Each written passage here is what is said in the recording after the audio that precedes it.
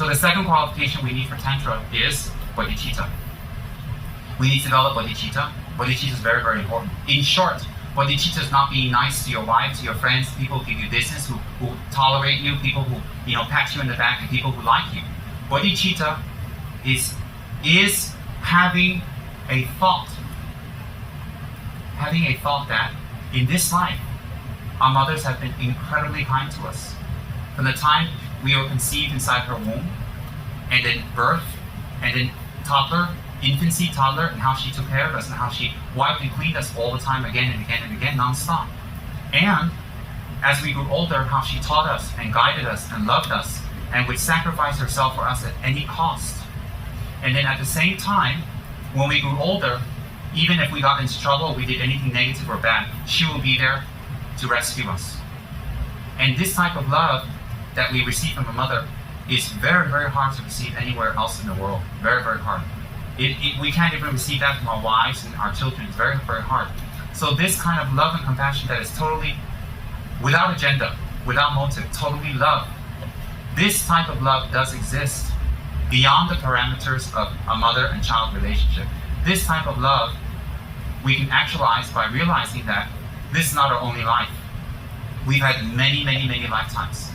And in many, many lifetimes, every single lifetime, we've had a mother that was just as kind to us as the one we had in this life. And that perhaps right now we don't recognize who these mothers were in our previous lives and their previous lives. But definitely we would have to have a mother if we were to take rebirth. So therefore, remembering that you've had hundreds and hundreds and hundreds of thousands of lifetimes for countless aeons, according to Lord Buddha. So if we lived in a small city, if we lived there long enough, eventually we'd be familiar with everybody in that city. Similarly, when you've been in samsara long enough, you're going to have to meet the same people over and over and over again. So they must have been our mother at one time or another. So since they were our mother at one time or another, they are equivalent to the mother of this life in the sense that if we can remove their suffering and the causes of their suffering and the actual problems that they encounter, if we can remove that from the roots, it is our responsibility to do so. So when we think we have to take care of all mother sentient beings, how? If we physically go out and take care of all mother sentient beings one by one by one, that would be wonderful. But even someone so great like Mother Teresa, who dedicated her whole life, she wouldn't be able to touch everybody in samsara. Even if Mother Teresa lived for 1,000 years, she would still not be able to touch everybody in samsara. So my point is, how do we do that? We can help the people around us. We should be as helpful as we can and forgiving as we can. Yes, but for us to spend our lives just physically giving food and money and gifts and shelter to people is nice, but on a deeper level, if we can become an attained person, if we can become a fully enlightened being, then the benefit we can bring to others is much greater. Example, if you were a nurse and you went to an earthquake-struck area to help victims, or you were a doctor, the benefit is very, very different. Like that, on our level, the way we're able to help people is not bad, and we have good intention, but it's not powerful enough. So therefore, how to make it powerful is by creating attainments within our mind. So when we create attainments within our mind, we control our mind. Our body and our speech will definitely follow. We can be a tremendous benefit and tremendous help to other people. So therefore, Bodhicitta is realizing that all mother sentient beings have been kind to us in one way or another at one time or another, and that everybody deserves freedom from unhappiness and suffering.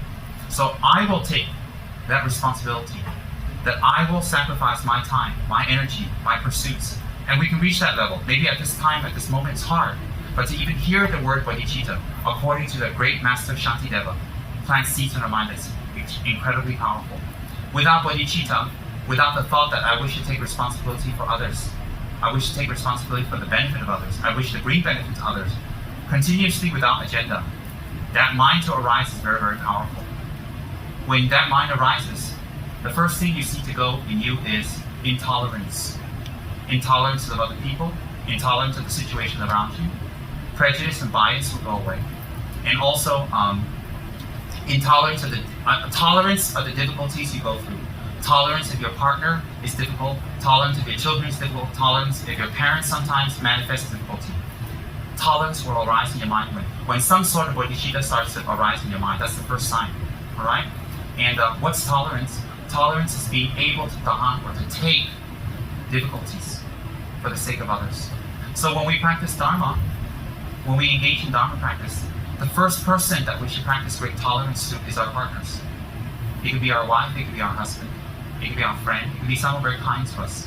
So if the people around us we can't practice tolerance, but we pray for tolerance, we pray for world peace, we pray for bodhicitta, then it's very empty, because what we do is when we pray to the three jewels, any of the three jewels, to our yidams or whatever, for tolerance, we plant the seeds to be able to achieve it in the future, but how soon into the future is questionable depending on our practice. So what happens is when we practice tolerance around us, to our friends, to our lovers, to our husbands and wives, and to the people around us, immediately we practice tolerance. What is the practice of tolerance? To be patient with the perceived faults we see in them. To be patient. Because needless to say, we don't know how many times they've been very patient with us for things that we didn't even know we did. So when we're very patient with the people around us, when we're very, very patient, when we develop that, that would be wonderful. And that would be helped by what? That would be helped by our meditation in Bodhicitta. In Bodhicitta. There's a wonderful book called Meaningful to Behold, translated into English, it's a writing on Bodhisattva Charyavatara, and it's written by the great Master Shantideva. I read that book maybe 25, 26, 27 years ago, and it made a great impact in my mind. A very, very impact. I was very young. And if all of you would get that book and read it in a correct mood, not like a romance novel, but to study, to listen to it, think about, contemplate, you'll have great benefits. Why? It talks totally about developing the state of mind that takes responsibility for oneself, that takes responsibility for others, that takes responsibility for beyond people who bring us pleasure or give us what we want. You see, it's very easy to take responsibility for one's wife and one's parents, one's children. You're supposed to. You're taught to do that. But to take responsibility for people who absolutely have no connection to you or does not benefit you is incredible. And when we develop that mind, we are worshipped by the gods. We are respected by the people around us. Our countenance becomes pleasurable to others. We are protected from all types of spirits and demons. Our mind becomes peaceful. We are on the correct stages to becoming a fully enlightened being. No Buddha is without bodhicitta. No Buddha. One of Buddha's descriptions is that he must have fully realized bodhicitta. So if we wish to become a Buddha, and that's why we practice Dharma, bodhicitta is very, very important. Even if we don't wish to practice to become a Buddha, but we simply want to have a better life, even in that way, if we practice bodhicitta, it will be tremendously beneficial. Imagine if we can practice the teachings of Lord Buddha, really, really practice, and I don't mean chanting. People have a wrong view that Buddhism has to do with chanting. No. Chanting is a very small part of Buddhism. Buddhism has to do with logical explanations to pinpoint our problems and to add a correct antidote and to apply it over time to bring a happier person, happier family, happier society, which will contribute to world peace. If we ourselves are not happy, how can we make people around us happy? If we ourselves cannot make people around us happy, how can we talk about world peace? The world is not at peace, not because other people are creating problems, because our own mind is not at peace. So what's very, very important is when we develop bodhicitta, you will see your mind transform and change. You will gain control of your life, gain control of your destiny. And bodhicitta is very simply, although it's not simple, taking responsibility for yourself. Taking responsibility when you do wrong and to not hide. And when you do right, to rejoice and also not wear a t-shirt and advertise what you've done wonderfully.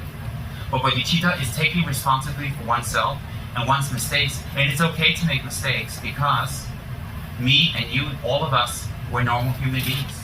We get wrong thoughts, we have doubts, we get angry, we get jealous, and we make a lot of mistakes.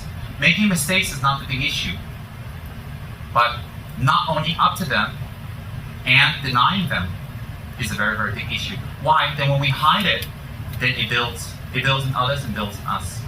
So even if we take refuge in Bodhicitta and we practice Bodhicitta teachings and we believe in it, and we practice the letting go of the mind, acceptance of our mistakes, and we move on, you experience incredible freedom. You feel light and feel happy. Because all of us are very good people. So if we practice the Bodhicitta teachings, not necessarily you're a Buddhist, not necessarily you need to have a Buddha statue, not necessarily that you become ordained.